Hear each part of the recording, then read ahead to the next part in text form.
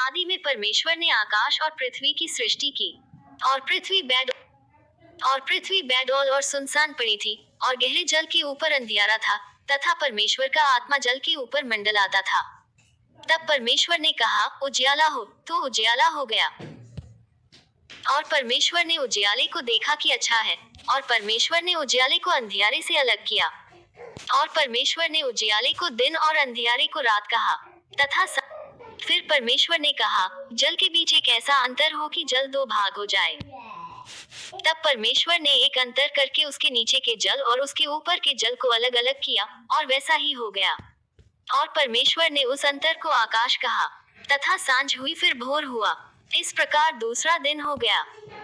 फिर परमेश्वर ने कहा, आकाश के नीचे का जल एक स्थान में इकट्ठा हो जाए और सूखी भूमि दिखाई दे, और वैसा ही हो गया। और परमेश्वर ने सूखी भूमि को पृथ्वी कहा, तथा जो जल इकट्ठा हुआ उसको उसने समुद्र कहा। और परमेश्वर ने देखा कि अच्छा है।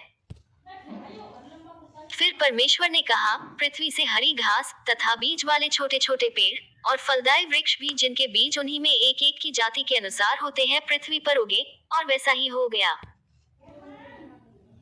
तो पृथ्वी से हरी घास और छोटे छोटे पेड़, जिनमें अपनी अपनी जाति के अनुसार बीज होता है, और फलदायी वृक्ष, जिनके बीज एक एक की जाति के अनुसार उन्हीं में होते हैं, उगे। और परमेश्वर ने देखा कि अच्छा है। तथा सांझ हुई, फिर भोर हुआ। इस प्रकार तीसरा दिन हो गया। फिर परमेश्वर ने कहा, दिन को रात से अलग करने के लिए आकाश के अंतर में ज्योतियां हो, और वे चिन्हों और नियत समयों और दिनों और वर्षों के कारण हो। और वे ज्योतियां आकाश के अंतर में पृथ्वी पर प्रकाश देने वाली भी ठहरे, और वैसा ही हो गया। तब परमेश्वर ने दो बड़ी ज्योतियां बनाई, उनमें से बड़ी ज्योति को दिन पर प्रभुता करने के लिए, और छोटी ज्योति को रात पर प्रभुता करने के लिए बनाया, और तारागण को भी बनाया। परमेश्वर ने उनको आकाश के अंतर में इसलिए रखा कि वे पृथ्वी पर प्रकाश दें, तथा दिन और रात पर प्रभुता करें, और उजियाले को अंधियारे से अलग करें। और परमेश्वर ने देखा कि अच्छा है। तथा सांझ हुई, फिर भोर हुआ। इस प्रकार चौथा दिन हो गया।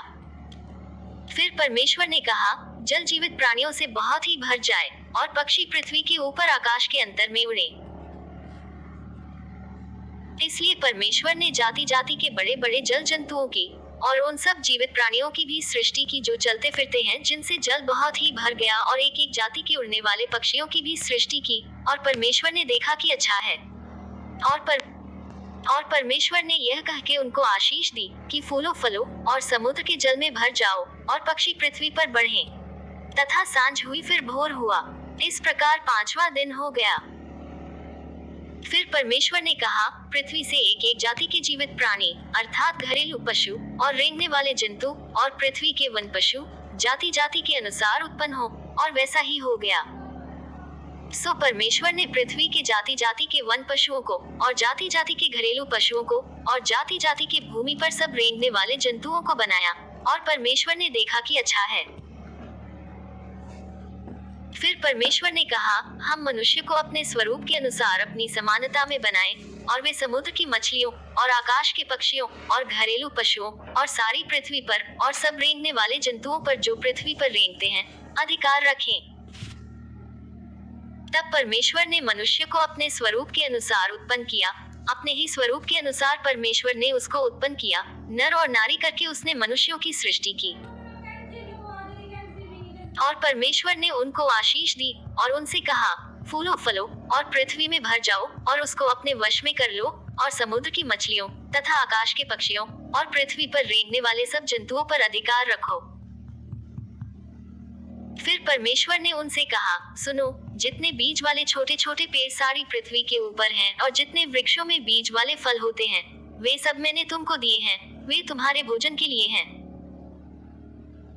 और जितने पृथ्वी के पशु और आकाश के पक्षी और पृथ्वी पर रेंगने वाले जंतु हैं, जिनमें जीवन के प्राण हैं, उन सब के खाने के लिए मैंने सब हरे हरे छोटे पेड़ दिए हैं। और वैसा ही हो गया।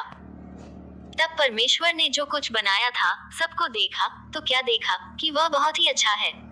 तथा सांझ हुई। तब परमेश्वर ने जो कुछ बनाया था, सबको देखा, तो क्या देखा कि वह बहुत ही अच्छा है। तथा सांझ हुई, फिर भोर हुआ। इस प्रकार छठवां दिन हो गया।